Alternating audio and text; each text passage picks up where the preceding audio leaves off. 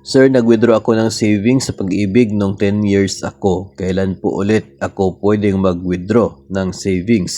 17 years in service na po ako at na-check ko online na nasa 23,000 na savings ko ulit sa Pag-ibig. Pwede ko na ba i-withdraw ulit? So, nung dati po nung dati, I guess until 2019, no, ay pwede pa na mag-withdraw sa Pag-ibig kapag mayroon ka ng 10 years na contribution.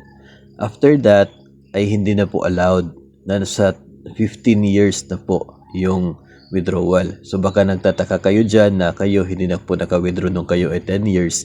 So yung sabi kasi ng sender, noong nag 10 years siya.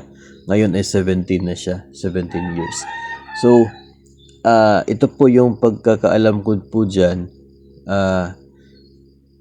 Kung kayo po ay nakapag-withdraw noong 10th year po ninyo, once lang kasi yung optional withdrawal sa Pag-ibig.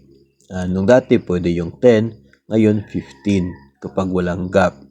Kapag nagawa po ninyo yan, yung optional withdrawal sa mga taon na yan, yung susunod po ay yung maturity na mangyayari kapag umabot na sa total of 240 months yung contribution ninyo. So, kung kayo po ay mag 20 years na sa contribution, that's the time na pwede na po kayo ulit mag-withdraw ng savings mula po sa Pag-ibig Fund. So, dahil 17 years na si sender, after 3 years from now, ay pwede na po siya mag-withdraw ulit ng savings mula po sa Pag-ibig. So, ang i-withdraw po niyan ay yung mga contributions natin, contributions ng atin pong employer na dinagdag sa contribution natin. Tapos yung mga dividends ng Pag-ibig na naiipon every year.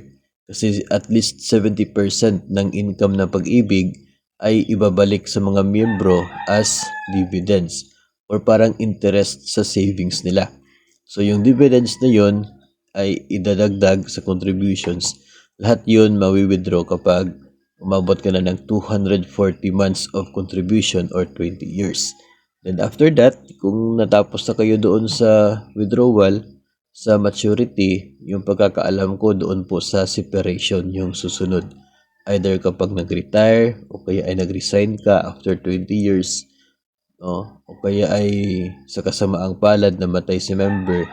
So yun po yung separation na kung saan pwede na po ulit mag-withdraw, no? Makukuha yung lahat ng mga natitirang savings sa Pag-ibig. Kasi when we retire, kapag nag-retire na po tayo, ay wala nang obligasyon si Pag-ibig sa atin. Ibabalik na yung contributions natin. Wala na siyang obligasyon sa atin. Ganun po yung mangyayari dyan. Para lang talaga siyang savings, no? Kung wala po kayong intention na umutang, nag-save ka lang talaga, nag-i-interest yung contribution mo, yung savings mo through the dividends. At saka yung savings mo, dumudoble kasi mayroon pong contribution si employer mo na under your name na makukuha mo. So, ganun po yung purpose ng Pag-ibig at yun po yung kagandahan niya until such time na we are separated from our government service or our agency. Yung isa sa hindi po nila pagkakapareho ni GSIS kasi si GSIS tumatanggap ng contribution pero when we retire, that's the time naman na si GSIS magsisimula ng kanya pong obligasyon sa atin through our pension. Si Pag-ibig, when we retire, that's the time na mag-end yung kanyang obligasyon sa atin. Then si GSIS naman, yung papalit na siya pong magbibigay sa atin ng pension monthly after our retirement. So yun ang isang pagkakaiba ng dalawang agencies po na yan. So sa case po ng sender, kapag 240 months na, yun po yung next withdrawal sa Pag-ibig Fund.